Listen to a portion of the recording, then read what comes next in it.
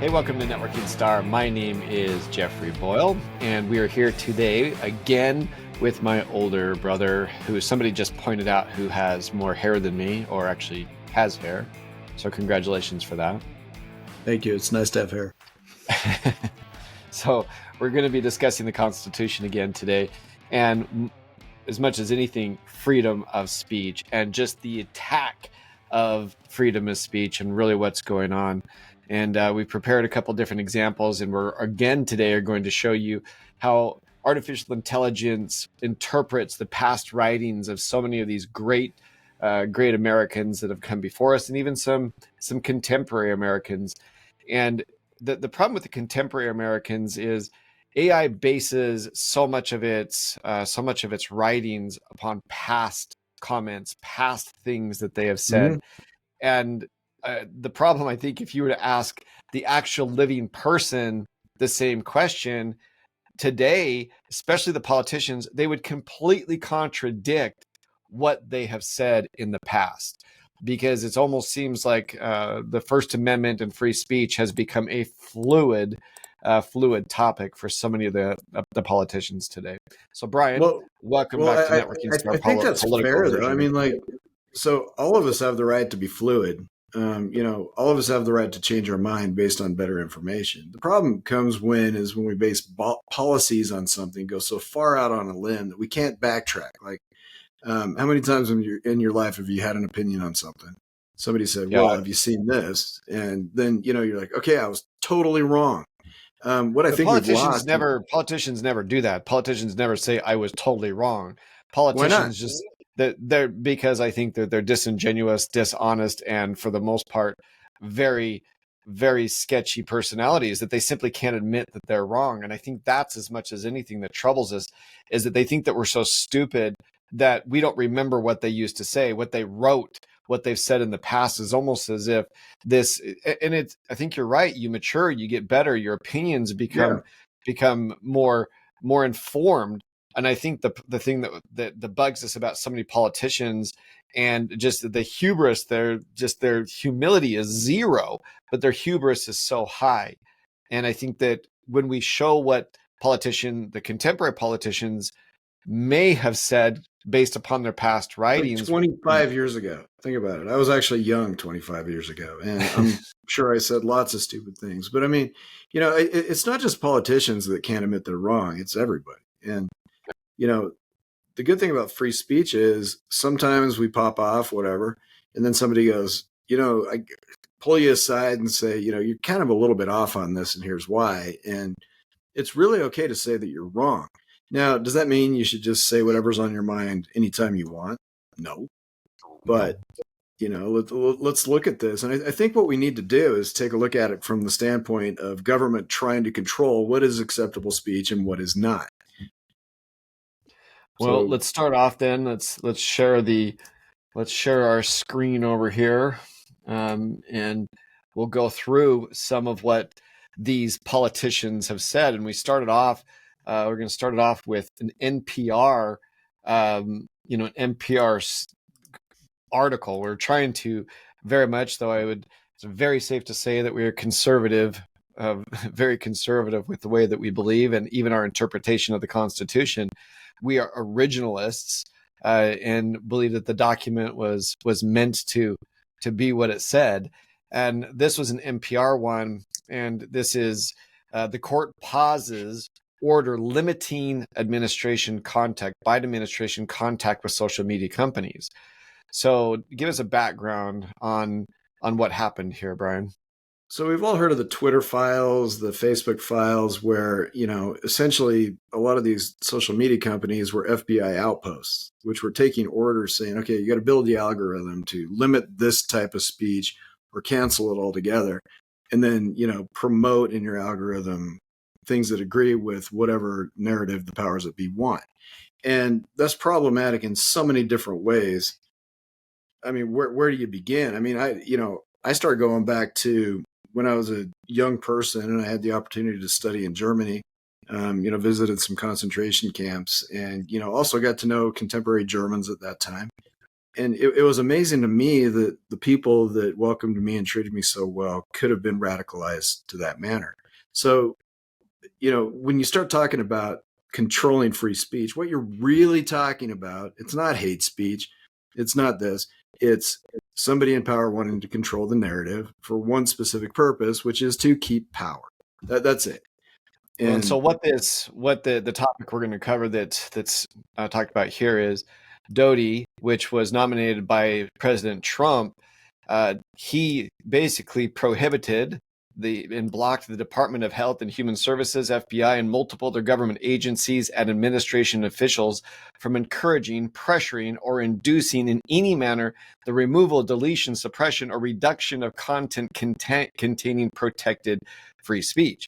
So he's basically telling the administration and the executive, all these executive agencies, back off, quit influencing, and even what we talked about last time, where the administration, anything with COVID that had anything to do with an opinion contrary to them, including jokes, they strongly encouraged, strong-armed, however you want to say it, from posting that on social media, and they got banned for it. And let's stop on that real quick. Like when you start putting pressure on comedians, or satirists, you go back to Jonathan Swift, which was early 1700s. Gulliver's Travels. A lot of his writings were satires of governmental problems at the time, and it's often our comedians and our artists that kind of bring out points that politicians fail to do or aren't willing to do. And when you start putting pressure on people like comedians, your Dave Chappelle's, your Bill Burr's, a lot of these guys, they will stop saying what's on their mind. And I don't think that's helpful. That'd be like, Jonathan Swift or Charles Dickens, the King of England, then saying, okay, your books are banned, we're going to burn them. Those have held up through time. So anyway, keep going. Well, as you go through this is on CNN. So the administration then was able to put a stay on what Judge Dodie did, and they said the administration right here. The administration has promoted responsible actions to protect public health, safety, and security when confronted by challenges like a deadly pandemic and foreign attacks on our elections. Our consistent view remains that social media platforms have a critical responsibility to take account of the effects of their platforms are having on the American people, but make independent choices about the information they present. Well, that's, I think, the issue here. What does that mean? How do we do that if they're banning half the information? How do we do that? Well, you can't. And I think that is the problem. And I think that that's really what we're saying right here is they put really aggressive pressure and strong arm tactics in order to get them to take it off. What Judge Doughty said is, you're trying to get me to give you permission to be able to strong arm them and to curtail their First Amendment. Who does that sound like? And who does that sound like in recent history? And when I talk about recent history, I talk 100 years. I don't talk 2 years, 3 years. Who does that sound like? This quote right here, and of course you're talking about Goebbels, and that's who we talked about last time, right? So and I'll have you go through that, but this is what Dodie, he rejected the administration's request for a stay on Monday, writing, defendants argue that defendants, the White House and the executive branch of the government. Yeah, the fact we have the White House as a defendant is extraordinarily ridiculous. And where they think that they and their opinion is, the chilling effect, right here.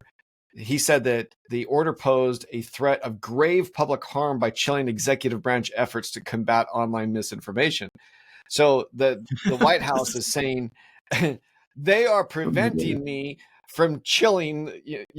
They're hurting our ability to get rid of information.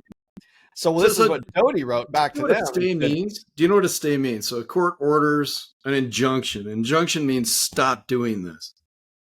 Basic. You can look this up online. Okay, fact check me. A court issues an injunction. It means whoever I'm introducing you, who I'm entering this against, stop doing that. So a stay means like, okay, we'll stop doing it, but after a while. Like, give us some time to keep doing it for a while so we can figure out better, more sinister ways to do this that may or may not later comply with your order. It's ridiculous. Like, well, and this is what Dodie said on there. Defendants, the White House, argued that the injunction should be stayed because it might interfere with the government's ability to continue working with social media companies to censor Americans' core political speech on the basis of viewpoint. In other words, the government seeks a stay of the injunction so it can continue violating the First Amendment. All right, go back to the First Amendment text. Go back to it. Let's just read that again, because I have to read simple things over and over again. What does the First Amendment say? Well, so the fact that the White House is even defending their interference in what is essentially a public forum, the First Amendment provides that Congress make no law respecting an establishment of religion or prohibiting its free exercise. Okay, great. It protects freedom of speech, the press, assembly, the right to petition the government for a redress of grievances. Okay, so that's not the... But it's essentially what they're saying is, well, can you just let us interfere with free speech for a little bit longer? I mean, just a little bit longer. They can't do it. I think that the issue that we have had is we have had two presidents in a row now, the current president and the past president, that all they do is there's no statesmanship whatsoever. And you can say, oh, that's a good thing. Let's just cut to the quick. Let's say whatever we want. But Peter Doughty, who President Biden hates, Peter Doughty is Fox News contributor, asked President Biden this week what he thought about this now sworn testimony of his son Hunter's former partner that President Biden, was calling during business meetings. And do you remember what he said? Do you remember what President Biden said? Biden actually wrote a letter on Vice President stationery saying, "Hey, I'm glad you're involved with my son," and wrote like a PS at the end. Like, but what did Biden say this week? That's a really lousy question. I think I'm quoting it exactly. That's a lousy question. And Doughty said, "Why is it a lousy question?" I mean, like, look, I know that they're political rivals, the Fox News guys, and well, to agree, and President Biden. But when in the world is okay to look at a person and say, that's a lousy question? It's not a lousy question. You're the president of the United States. And there is... I'm actually asking the question because I want to know your take on it. Like, I want to give you a chance to respond before I form my own opinion. I think, Fox News, whatever. I think he was trying to give Biden a fair chance to respond to what we've learned this week. Let's be clear, is extraordinarily, he's calm, but he is attacking in all of his questions. He is. And even what Biden said to him when he came up to us, I knew you were going to ask a stupid question. I could be wrong with exact, but then why did you have him come over? Let me translate that. I knew you were going to ask a stupid question. What he meant was, I knew you were going to ask a question that I have no intention of ever answering. And I'm going to make fun of you for asking this question because it will win. I just can't believe that these two presidential candidates, the way that they answer question is through intimidation and is through complete belittlement of the person from. I would think that the president of the United States would be better than that. So do you have that quote by RFK Sr.? Do you have that quote by RFK Sr.? I do. And so we'll bring that. Not RFK Jr. I'm talking RFK Sr. that was assassinated in the late 60s. There you go. I mean, just read this. What is objectionable? What is dangerous about extremists is not that they are extreme, but that they are intolerant. The evil is not what they say about their cause, but what they say about their opponents. And like, here's a question. It might be a lousy question, you stupid SOB, which he's called Doughty in the past. He has called it. He has sworn it. and let's he got caught off mic saying stupid SOB, which was kind of funny. I'd take that as a Donald Trump has said way worse things than absolutely Biden, but that doesn't give it. It's not okay for Biden, even in their debates. All Biden had to do to win that first debate, but all Biden had to do to win that first debate is after Trump was over there calling him names and just going on and interrupting and anything he said. All Biden had to do is look at the camera and say, "Do you really want this guy to be your president?" I wouldn't have voted for Biden, but I would have said, "All right, Biden won." But instead of doing that, Biden called him a clown, called him the worst president in the history. Yes, I did. It's at some point you look at these elected officials and say, you're an embarrassment to the United States. You're an embarrassment. They are an embarrassment to the United States. And I'm sorry to all the MAGA guys out there. I'm as Republican, as an originalist as they get. But man, I've got Trump exhaustion. I really do. Just read the last sentence. And this was in the late 60s. This isn't RFK Jr., just to make it clear. This isn't RFK Jr. This is his father, which was the well-behaved Kennedy of the two Kennedy brothers. Yeah. And he said, the evil is not what they say about their causes, but what they say about their opponents. And I want anybody in comments, if anybody's watching this, which is possible, I guess, that somebody's watching this, I want somebody to say the last thing that they understood from a policy standpoint, from an economic plan, from any politician. But what we're hearing over and over again, because they make good sound bites, is what politicians are saying about each other. It's almost like they have no plan to govern. They have plans to destroy the other person so they can stay in power. That's literally it. Because I haven't heard a good plan about what we're going to do about America right now, which is not in a good place. We are not in a good place. The dollar is losing to the peso, the Mexican peso. The Mexican peso is out, and the Brazilian real. We're losing to that, and the Uruguayan peso, which is why Brazil is now tying their currency to China more and more and more. And so, just think about it. When's the last time you heard a coherent, cogent plan from a politician rather than some attack on their political rep? When's the last time you heard that? Yeah, you just don't hear it. You don't hear it.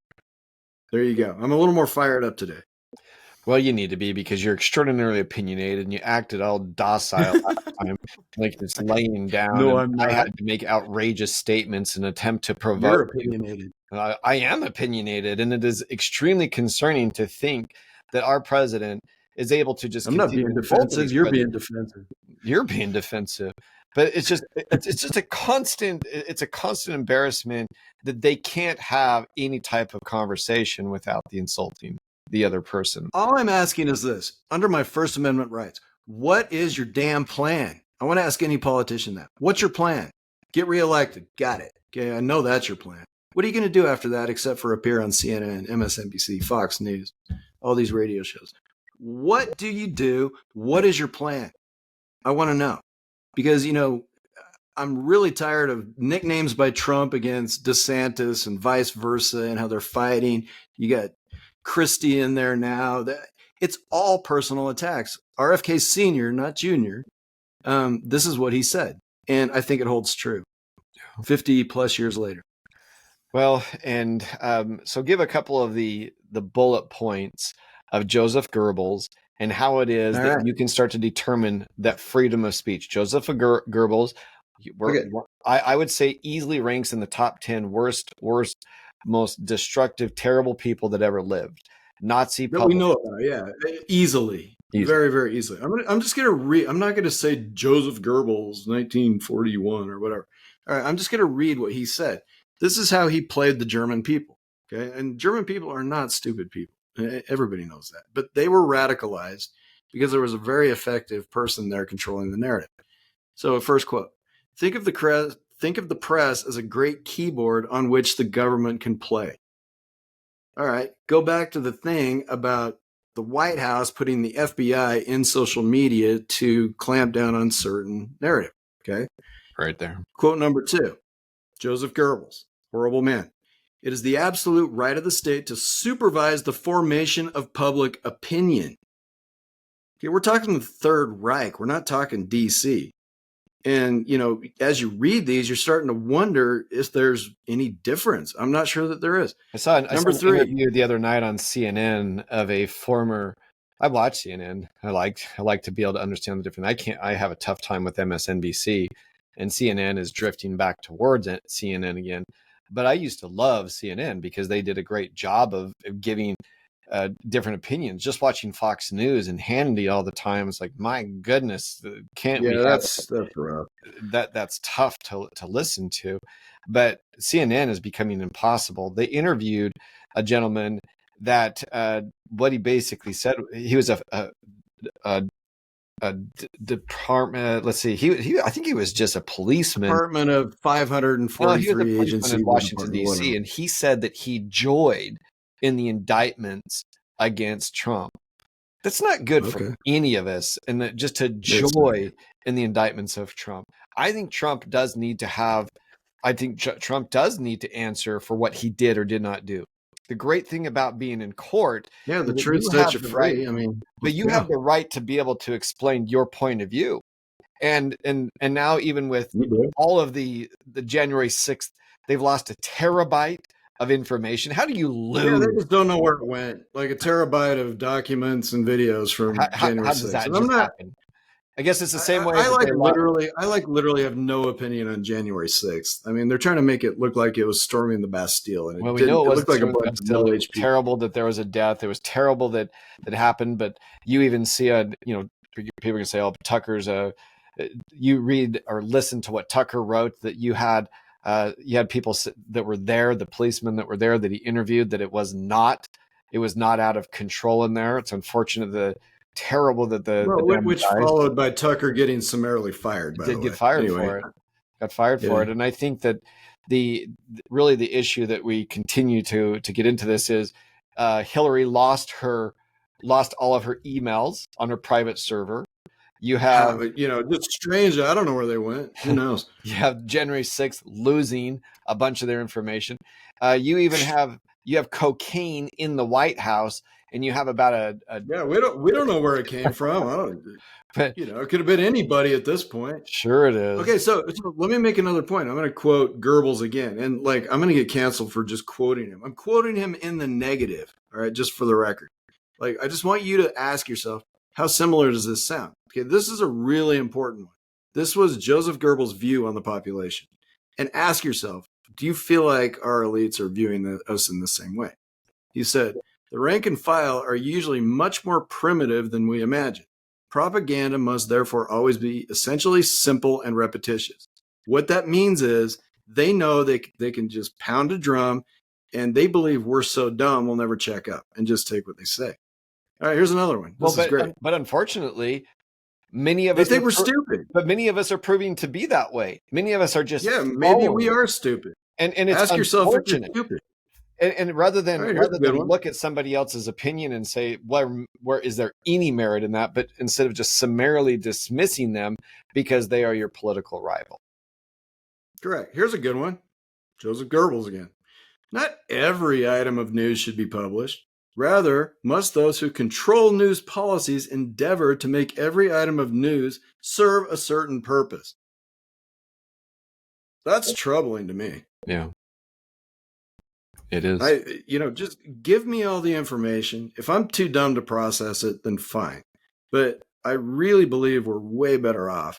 And I will actually quote Lincoln, which is completely different than Goebbels.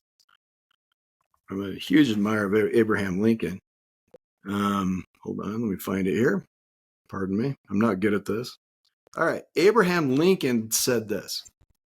Abraham Lincoln was really an impressive individual. He said, I am a firm believer in people. If given the truth, they can be depended upon to meet any national crisis. The great point is to bring them the real facts. That is Abraham Lincoln. And ask yourself if you feel like, I don't care if you're far left, far right, somewhere in between. Ask yourself, do you believe you're getting the real facts? That's what you have to ask. And are they preventing you from getting different opinions and facts and possibly true, arguably true or true things by going to what has now become the public platform and social media and controlling that narrative? That's my question. Well, and that's what the internet was supposed to be. That's what social media was supposed to be, is unfiltered.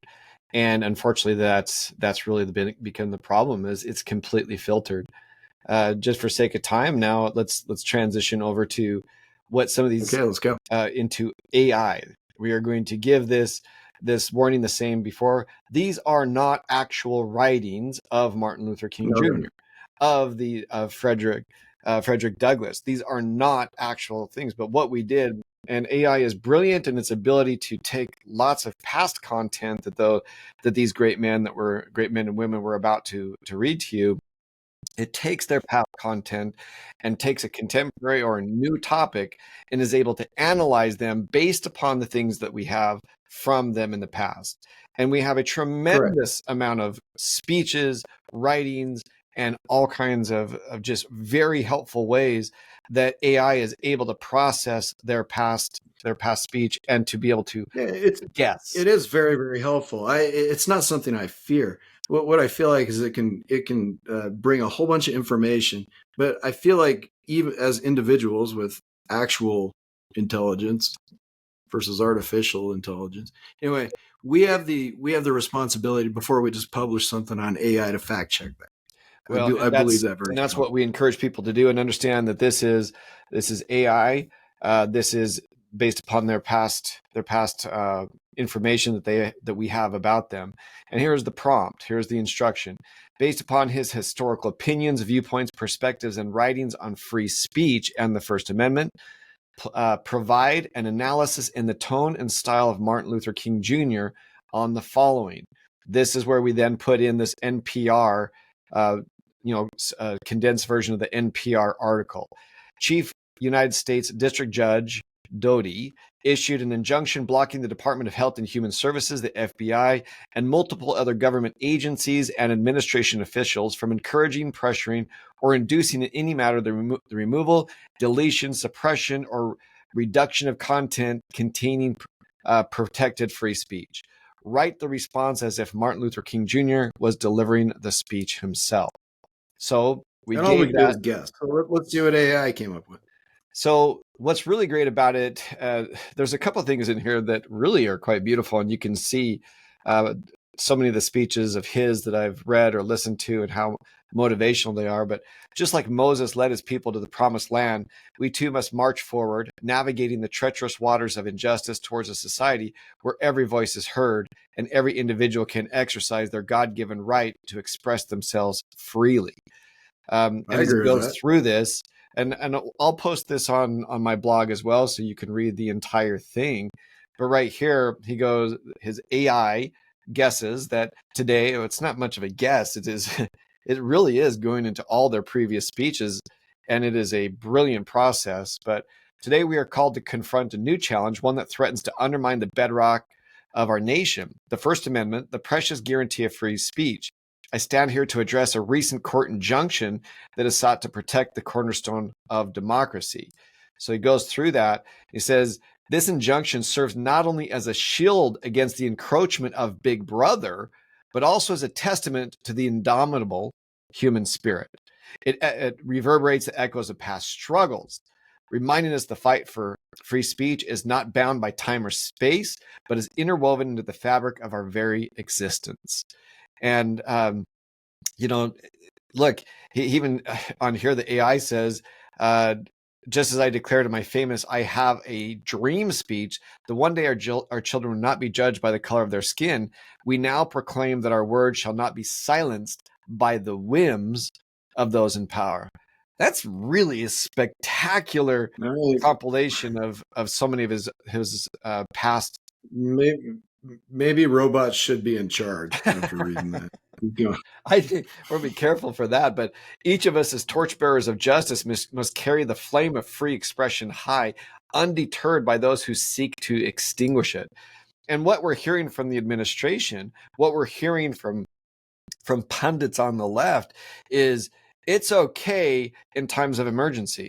But we are seeing so much of what they deemed as emergency, even in private emails, they were contradicting what they were saying publicly. Well, those are the ones they didn't lose. The emails that they didn't erase or, negligently lose. All right, keep going. So from there, we move to Frederick Douglass. I don't think there's too many people that would argue how instrumental he was in giving a voice to those who were minimized, those who were brutalized, people who had no voice whatsoever. Frederick Douglass was... Well, he was a very, very big influence and confidant of President Abraham Lincoln, which should tell you plenty.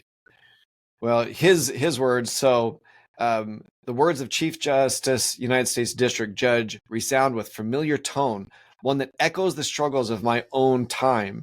In his wisdom, he has issued an injunction, a decree that protects our cherished right to express ourselves without fear of suppression or deletion. Here, undeniably, we witness the semblance of progress, a glimmer of hope. The chains of oppression may loosen and the voices of people be heard. Now, of course, he didn't write about it.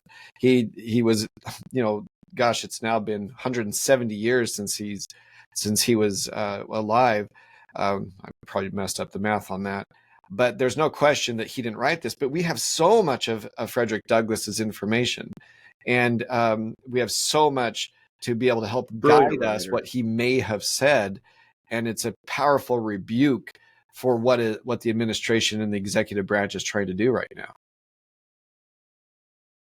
Let's keep going. This is great. Well, there's so much from Frederick Douglass. I'll encourage you to check out the link below this one and check it out, because, I mean, even this one, the First Amendment exists not only to shield us from government overreach, but to embolden the powerless, giving voice to those whose cries for justice echo through the halls of time. I mean, that's really beautiful. And I know that there's so many of these things that even this one right here, let us never falter in our commitment to amplifying the voices of the marginalized. For in so doing, we bring us closer to a society where liberty truly prevails. That's just beautiful. Sounds like a good society. We did Al Sharpton. I'll post that on the site. You can read what he has to say. Al Sharpton quotes Malcolm X, Ella Baker. I'm going to go to Malcolm X. I thought that was very interesting. Malcolm X is really interesting. He's pretty misunderstood what he was actually trying to do. But anyway. Well, with this one, he says, bearing witness to an injunction that resonates with the struggle we have endured as a people for far too long. And so he talks about that. And right here, this is a really good one, that our words can shatter the chains that bind us. It is a step, one among many, towards rectifying the imbalance of power and oppression that continues to plague our people. So you look at so many of these just very inspired words that are coming from AI, taking Malcolm X's past comments, putting them in there, and then trying to analyze a current situation. It's very interesting. And there are still a lot of Malcolm X videos out there where you can hear him actually speak, and take your politics out of it or what you think of him and listen to what he says, because he had some powerful messages that should ring true to everybody. And this is a very good one that he put here. But today, with this injunction, we witness a small glimmer of progress, a chink in the armor of those who seek to restrain and control our narratives. That right there, to restrain and control our narratives. And that's so much of the problem. And what we did last week, we talked about they were censoring information that ended up being true. And so who are they to determine what we can and can't hear? Who are they to determine what is true and isn't true? Because time will be the judge of that. And all of these great people, Republican, Democrat, and going back further, Lincoln was Republican, but the Republican Party was nothing then compared to what it is now. It's a far different party. Mm-hmm. But you see these people, all of them, left, right, center, all were advocates of free speech. They were. We did Ella Baker, which is also very interesting. She was so important in the civil rights movement, and her comments were really great. We did a contemporary one, and we did Whoopi Goldberg. And Whoopi Goldberg, we have enough information now to know what she felt on these things. She has been a huge advocate of masking, a huge advocate of. Why don't we say she's been a huge advocate of censorship? She really has. So it had some actual information to be able to process about her. This is not Whoopi Goldberg, and maybe she would say something different. This is based upon what she said. If Whoopi Goldberg would come on our show with whatever viewership we have, we can ask her if she agrees with this. How about that? Yeah. So this one. So when Judge Dodie comes out with this injunction blocking these agencies from taking action against harmful content, it just doesn't sit right with me. I mean, let's be real. We all have the right to express our opinions, but if those opinions are endangering public health, then we need to draw a line. Well, how do we know? So who's we? So who's we and who's they? Like, you tell me where we ends and they start. You tell me. Well, then, like here's the AI version of it says people are getting sick and some are even losing their lives because of false claims and conspiracy theories being spread like wildfire. To say that the wildfire conspiracy theories aren't on both sides, last time we showed 12 minutes of clips of the left complaining about every time they lost the presidency. You have everybody from Jimmy Carter to our spy agencies to sitting presidents to everybody complaining on the left and saying that George W. Bush stole the election and that Trump stole the election. And there's a lot of theory now, this is theory, that all of what Hillary Clinton did in blaming the Russians for helping Donald Trump, there's a lot of theories now. This is conspiracy theory 101, but I've worked with Russians. I like working with Russians. They were wonderful, caring, kind people that welcomed me into their homes and fed me, were so good to me. There's so much debate now saying that she fueled the renewal of the Cold War. I don't know that I can argue with that. To blame the big bad Russians for helping Donald Trump win, who are they to say what's right and wrong? Who are they to that's say what I'm asking. Right? Where does we stop and where does we end and they start? You know what I'm saying? Like, if you want to start dividing into we and they, then you're always going to have problems. Well, and we have a lot on Barack Obama as well, a lot of information, huge amounts of speech. And I'll post this on the site as well. But he is very much in the camp of, he's very articulate. He's one of the best speakers ever. He is so motivational when he speaks clearly, and when he does it, he's got a wonderful sense of humor. But you look at this, I firmly believe in the responsibility we all share as individuals and as a government to protect and promote this cherished right. Okay. But then as he goes into it, that's good. Okay. I agree have been vigilant about addressing the dangers of disinformation, particularly when it poses a threat to our democracy. So he goes right into the same thing. Who judges? All right, so how different is that than Joseph Goebbels saying, well, it's great as long as it doesn't disagree with what I'm trying to accomplish? I mean, you can't have, I absolutely believe in the right of free expression, except in the following circumstances. I mean, I get, where you're, and that's what he does right here. I mean, there's a couple of them. Those have been well thought out over 200 years by the Supreme Court, and what First Amendment is and what it isn't. Well, here's the issue, and I would recommend people read all of what AI predicted that these people would say. But while we respect the independence of the judiciary, we must also consider the complexities of all of these different aspects. So, look, I think that there's no question that we have so many different things to consider with all of these, and I recommend that people go through these to read what Justice Clarence Thomas said, to read what right here the Justice Brown Jackson has said, and so many of these different just tremendous people throughout history who have made a tremendous impact on free speech. And Brian, I'll give you let it wrap it up this week before we go any further. But I really encourage people to read what Robert F. Kennedy may have said, what AI predicts that he would say. And these are very helpful for us to understand how precious and sacred this First Amendment right is, that we should be the stalwarts of this. We should be the ones protecting it. We should be the ones that are allowing our opponents to say what they want to say. So we aren't, when we're in power, we're going to find ourselves very quickly out of power and voiceless. If you don't listen to your opponent, how are you going to have a dialogue? If you just shut them down before they have a chance to speak, how are you going to have a dialogue? That's talking at people, not with people. And that's a big problem in the U.S. today. And, I just think we can do better. Our First Amendment gives us the right to be wrong. It gives us the right to be wrong, even if we know better. It really does. What it doesn't do, the Constitution does not give the right for the government to cut down on free speech. Like you and me, we're not powerful at all. We're not anybody special. But the government is proscribed from limiting speech very clearly in the Constitution. And there's a very good reason for that. Well, and I that's really hope all I that got. more people start to talk, the less of us allow ourselves to be played.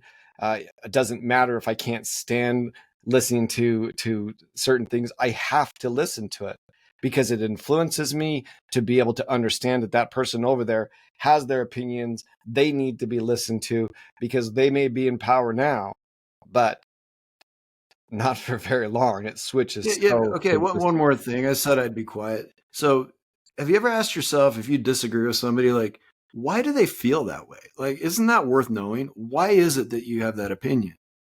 And maybe people don't there is ask that anymore. People potential. want to be mad. People want to There's be. potentially a good answer for that. There oftentimes is a good answer for that. And if you can see that, that's the skill of empathy that I think we're losing from a society. Like, why? What makes you feel that way? And that's a really good question that I always encourage myself to ask when I disagree with somebody. Well, we are both very much conservative with our thinking. We're originalists with the Constitution, but we certainly have seen some very intelligent people that we have worked for that differ on that. And if you're able to go through this, I think that for us to get this dialogue going again, for us to see that both left and right of the media are completely ignoring so much of the news to be able to fit their profitable dialogue that they're trying to create. It is destructive. This segment brought to you by Pfizer. I mean, how often have you seen that? Yeah, and that's all right. Keep Pfizer going. made all these different things to stick in your shoulder during the pandemic. But I really believe 100% that there's some of us that can look at the different things and we can disagree with even the people that we are supporting. And I hope that more people will start to do that. And I hope you see that what we're trying to do is not to dredge up any kind of past speeches to embarrass anybody. We are showing that we are going in the wrong direction with free speech, and it is going to hurt. Well, I think what we're doing with this AI is we're trying to start a dialogue. Like, let's talk about the First Amendment again. Let's go back to basics. And, whether they said these or would have said them, who knows? But there's some really good content here. And let's just start a dialogue. Let's go. Let's do it. Be sure you follow. Be sure you comment. Be sure you hit that bell to let you know when there's more of these constitutional conversations that we're having.